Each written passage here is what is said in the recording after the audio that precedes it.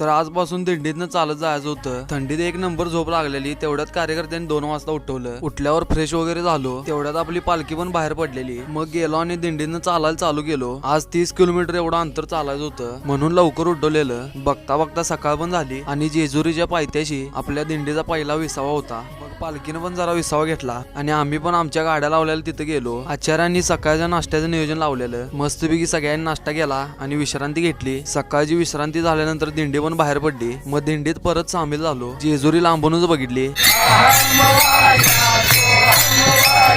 नाश्ता केल्यानंतर वारकरी काय सुट्टीच देणार. 10-11च्या दरम्यान सकाळचा एक विसावा होता. त्यासाठी आपली पालखी थांबलेली. पालखी थांबल्यावर महेश मांजरेकरांनी अचानक एंट्री मारली. त्यांना त्यांचं व्हिडिओ शूट घ्यायचं होतं पालखी सोबत. मग मी पळत पळत जाऊन पहिला शूट कसं होते ते बघितलं. जास्त उशीर काय बघायला मिळाला नाही कारण आपल्याला पुढे जाऊन दुपारच्या मुक्कामासाठी थांबायचं होतं. आपल्या कार्यकर्त्यांनी पोटभर जेवण केलं आणि दुपारी ताणून झोप काढली. झोप